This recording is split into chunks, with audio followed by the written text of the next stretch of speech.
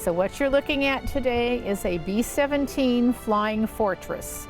This is the type of aircraft that basically won the war in Europe. It later served also in the Pacific. This particular B-17 was built in 1944. She went to the Pacific in 1945, too late to see combat. General MacArthur liked to use B-17s as his personal taxi between islands. After that, she was used to do aerial mapping of the Philippine Islands because we didn't have a good idea of how they were laid out. The plane is pretty sturdy. It's like a flying tank. All the systems were redundant, so everything was double.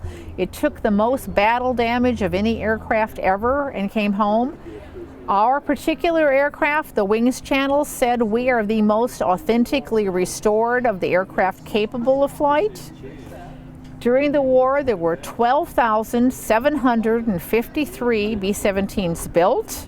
There are less than 50 fuselages left in the entire world. That includes everything in a museum or if it's up on a stick someplace. There are basically right now 5 capable of flight.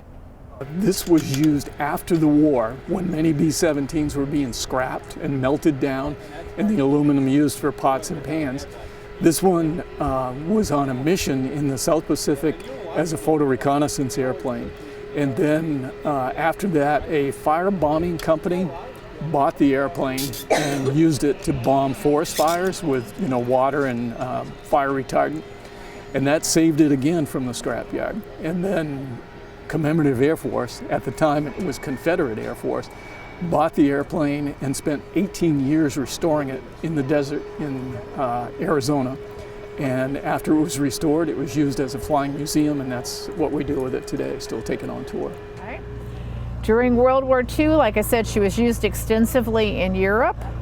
There was a 10-man crew on board, the 4 up front, which would be your bombardier, your navigator, your pilot, and your co-pilot, ranged in age between 22 to 25. Your 6 kids in the back ranged in age between 17 to 19. 10 kids on each crew. A Thursday in October of 1942, 100 B-17s left England to bomb the Schweinfurt ball bearing factories. That night, 1 came home. 10 kids on each plane. This was never pressurized, never insulated, so at altitude it is 70 degrees below zero inside this airplane. And then the windows would get frosted up, so they took them out. All of these shell casings come back inside the fuselage, so now you're walking around on hot marbles. You're freezing to death, people are trying to kill you, and you have to go to the target and back 35 times. If you got halfway there and your ship got shot up and you had to go home, it didn't count. If you got halfway there and you had a maintenance problem on your plane and you had to go back, it didn't count. You had to go to the target, drop your bombs, and come home 35 times. A lot of the guys that I've met over the years did it 50 times. They stayed until the complete end of the war. So these guys are heroes. This was not a fun job. The 8th Air Force alone lost more men than the entire Marine Corps did during the war. Up front, your officers, the guy that sat in that bubble in the front, navigator, and the pilot and the co-pilot were somewhere between 22 to 25 years old. The rest of the crew was 17 to 19.